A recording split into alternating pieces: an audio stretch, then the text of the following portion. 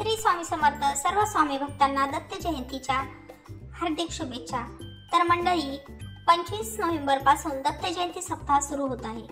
दत्त जयंतीपर्यंत स्वामींची एक सेवा केल्याने तुमच्या जीवनातील सर्व प्रॉब्लेम, सर्व समस्या नक्की दूर होतील.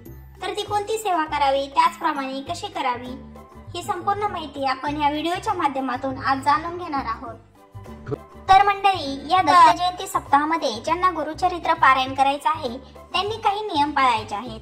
तर गुरुचरित्र वाचनासाठी जे बसणार आहेत त्यांच्यासाठी नियम असे आहेत. तर तुम्ही जेव्हा हे गुरुचरित्र वाचायला बसणार आहात त्याच्या एक दिवस अगोदर 4 श्वान म्हणजेच कुत्रे व 1 गाय यांना नैवेद्य द्यायचा आहे. त्यानंतर दुसरा नियम म्हणजे तुम्ही जेव्हा गुरुचरित्र वाचन करता त्या सप्ताहामध्ये जमिनीवर, सतरंजी किंवा चटईवर तुम्ही झोपायचं आहे.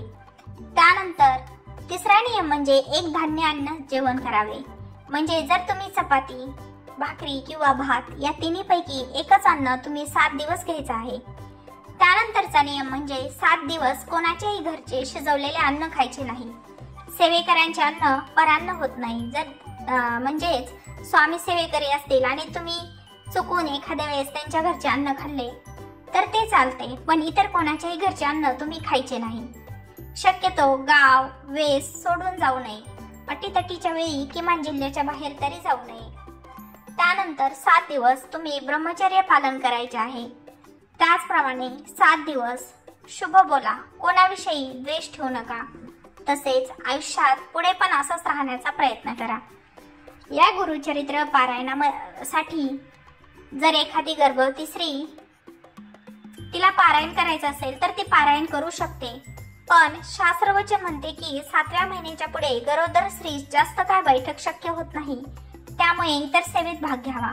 ज्यांना शक्य असेल त्यांनी बसण्यास हरकत नाही. त्यानंतरचा नियम म्हणजे कांदा, लसूण जास्त प्रमाणात खाऊ नये.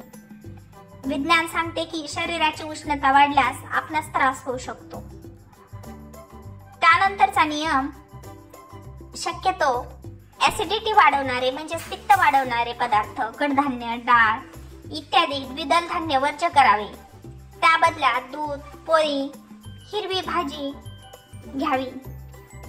त्यानंतरचा नियम म्हणजे गुरुचरित्र पारायण काळामध्ये काळे वस्त्र किमान 7 दिवस वर्ज्य करावे.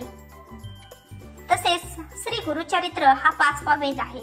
यामुळेच रोज रात्री पारायण काळात अभद्र बोलले गेले, वागले गेले, शब्द उच्चार चुकीचे झाले यास्तव क्षमायशना म्हणून रोज रात्री झोपण्यापूर्वी श्री विष्णू सहस्रनाम स्तोत्र वाचन घरी करावे.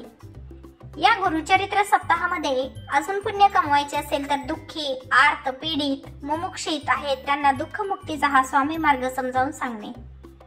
त्याचप्रमाणे परस्त्री माते समान हे मार्गाचे वैशिष्ट्य आहे. याप्रमाणे आचरण करणे. तर मंडळी, खऱ्या अर्थाने दुःखमुक्त व्हायचे असेल तर प्रथम स्वामी महाराजांना मनोमन गुरु मानून त्यांचा फोटो देवघरात स्थापन करणे. वास्तू व देवघर शास्त्राप्रमाणे आहे का हे तपासून घेणे. पितृऋण आहे का हे समजून घेणे. कुलाचार, कुलधर्म पालन होते का, कुलदेवीची उपासना होते का, या गोष्टी केंद्रात समक्ष संबंधित सेवेकरी यांना भेटून तपासून घेतल्यास आयुष्यातील बऱ्याच अडचणी कमी होतात. तुम्ही ज्या परिसरामध्ये राहता तिथे जर स्वामी केंद्र असेल, तेथील सेवेकऱ्यांना किंवा तेथील गुरूंना तुम्ही तुमचे प्रश्न सांगून त्यांच्याकडून त्याचा अर्थ किंवा त्या अडचणी तुमच्या नक्की कमी होतील. तर गुरुचरित्र ग्रंथामध्ये सुरुवातीलाच पहिल्याच पेजवर पारायणाचे नियम दिलेले आहेत. ते पारायण सुरू करण्यापूर्वी तुम्ही नक्की वाचले पाहिजेत.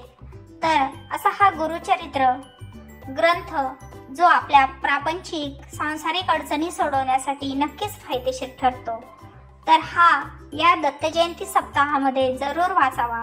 ज्यांना जमणार नाही त्यांनी कधीही केव्हाही सुरू केला तरीही चालेल, परंतु तो पूर्ण मनोभावे विश्वास ठेवून त्याचं वाचन करावं आणि आपल्या प्रापंचिक सांसारिक अडचणी सोडवायला त्याची नक्की मदत होते. तर अशी ही गुरुचरित्र ग्रंथाची माहिती किंवा पारायणाची माहिती तुम्हाला कशी वाटली हे नक्की सांगा. त्याचप्रमाणे अशीच नवनवीन माहिती पाहण्यासाठी या चॅनलला लाईक, शेअर आणि सबस्क्राईब करा. तर हा दत्त जयंतीचा सप्ताह सर्वांच्या घरी गुरुचरित्र पारायणाने संपूर्ण हो अशी स्वामीचरणी प्रार्थना करते। पुन्हा भेटू अशाच एखाद्या नवीन व्हिडिओसह। तोपर्यंत श्री स्वामी समर्थ। धन्यवाद।